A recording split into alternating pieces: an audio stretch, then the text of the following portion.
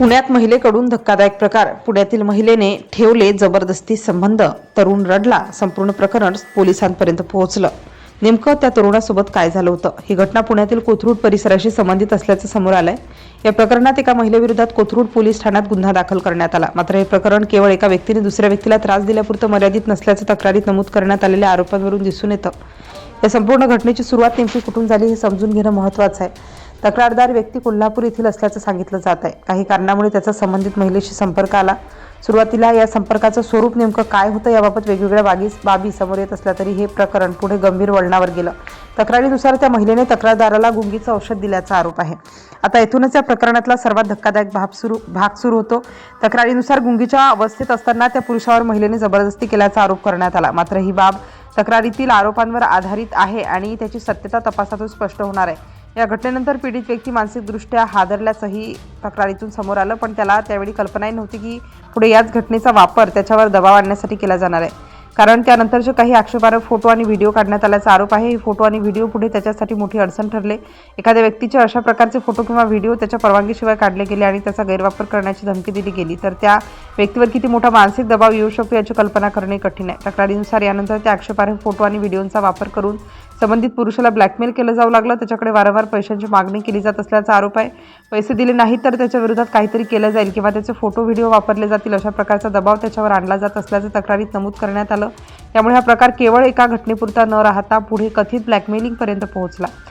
या सगळ्या प्रकारामुळे संबंधित पुरुष मोठ्या मानसिक तणावाखाली आला. त्याच्यावर एका बाजूला गंभीर आरोपांची भीती आणि दुसऱ्या बाजूला पैशांची मागणीचा कथित दबाव निर्माण झाला होता. मात्र इथे आणखी धक्कादायक आरोप समोर येतो. संबंधित महिला स्वतः वकील असल्याचं सांगून तक्रारदाराला धमकावत असल्याचं त्यांनी पोलिसांना दिलेल्या तक्रारीत म्हटलंय.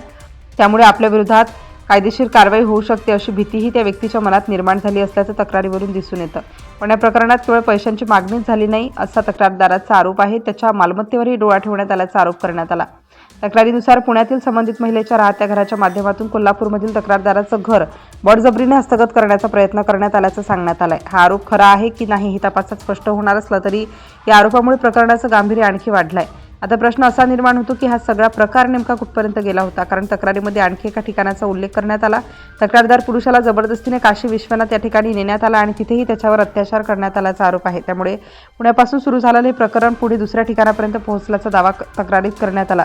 या सगळ्या घटनेनंतर अखेर संबंधित पुरुषाने शांत न बसता पोलिसांकडे जाण्याचा निर्णय घेतला. त्याने आपल्या म्हणण्यानुसार घडलेला संपूर्ण प्रकार पोलिसांना सांगितला. गुंगीचं औषध देण्यापासून ते आक्षेपार्ह फोटो व्हिडिओ, पैशांची मागणी, धमकी आणि मालमत्तेबाबत केलेल्या कथित प्रयत्नांपर्यंत त्याने सर्व बाबी तक्रारीत मांडल्या. तक्रार मिळाल्यानंतर कोथरूड पोलिसांनी या प्रकरणाची नोंद घेतली आणि संबंधित महिलेविरुद्ध गुन्हा दाखल करण्यात आला. आता या प्रकरणातील प्रत्येक आरोपाची सत्यता तपासण्याचं काम पोलिसांकडून सुरू आहे.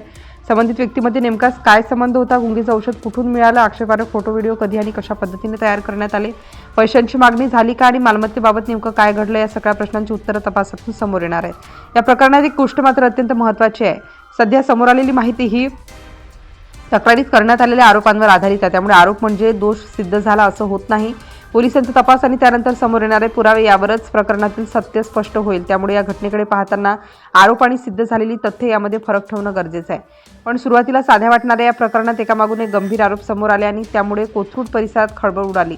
एका पुरुषाला कथितरित्या गुंगीचं औषध देण्यात आलं. त्याच्यावर जबरदस्ती केल्याचा आरोप झाला. त्याच्या आक्षेपार्ह फोटो व्हिडिओ काढल्याचं सांगण्यात आलं आणि त्यानंतर त्याच फोटो व्हिडिओच्या आधारे पैशांची मागणी व ब्लॅकमेलिंग केल्याचा दावा करण्यात आला.